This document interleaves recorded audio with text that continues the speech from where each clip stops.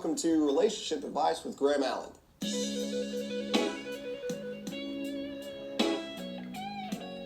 On a serious note, I recently had a meet and greet, and people ask me about my tattoos all the time. But this particular interaction I want to share with you because this particular group of ladies asked me what this tattoo right here means. Can you see this here? Asked me what this tattoo means right here. So for those of you who can't read it, the tattoo basically says, in the beginning, I saved you. Somewhere in between, you saved me. And in the end, we saved each other. A lot of people don't know this, but that actually was written by me and my wife, and it is about our marriage and our relationship. So I wanted to take a minute and explain it to you, and maybe it'll help you out a little bit. The first line says, in the beginning, I saved you. So that basically talks about the fact that when I first met my wife, she had had her share of bad relationships, and she had that stereotypical didn't trust men, didn't want to give any kind of relationship a try. So in the beginning, I had to bend more to be what she needed because that was just something extra that she needed during that time frame. Hence in the beginning, I saved you. Now, here's the big part. So the second line says, somewhere in between, you saved me. So we get married, have a bunch of kids, and around year 5 to 7, which most of you who have been in relationships and or marriage know, that the 7-year itch, they call it, is a real thing. And here's my reason for why I think that is. Around years 5 to 7, either you're married to somebody or you're with somebody, you realize, holy crap, this is it. This is the real person.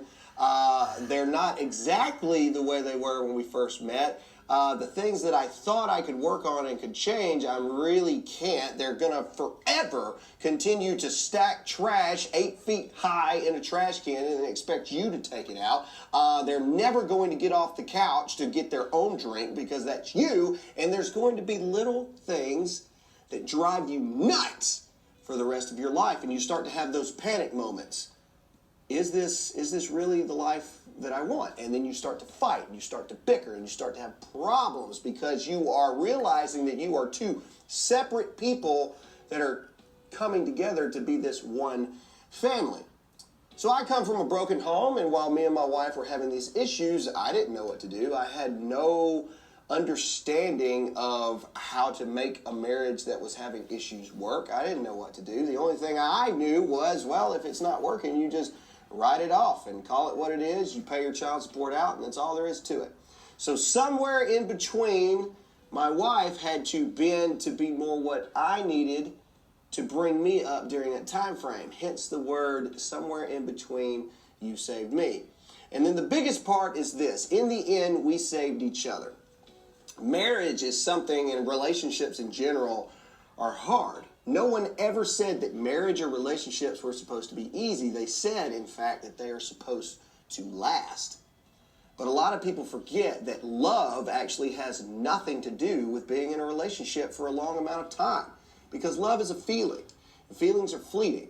And feelings get you nowhere very, very, very, very fast. You see, the truth is, if you're with someone for longer than a couple months, you can fall in and out of love with that person multiple times. Love is not what keeps you together. Commitment is actually the key word for a lasting relationship.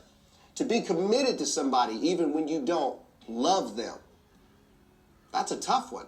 It is an active everyday choice to choose to be with that person, whether if you feel like you want to be with them at that moment or not. You see, it's times like that that we realize what actual love looks like. Actual love is choosing not to assassinate someone because they ate the last of your cereal even though you repeatedly asked them not to. Love is also choosing to be what the other person needs when they need it and not expecting a this for that type of relationship. Well, I helped you, so now you should help me. That's not how it works. In the end, marriage is a beautiful thing. Relationships are a beautiful thing. But if you turn it into a search for a feeling, then you're going to turn into these people that are married 5, 6, 7 times and are alone at 60. Because feelings don't really matter in the end. commitment does. And it is the commitment to one another, and it is the commitment to whoever it is that you choose to love that actually makes it work. Thank you for listening to Relationship Advice with Graham Allen. I'm here all week, and I'll see you again next time.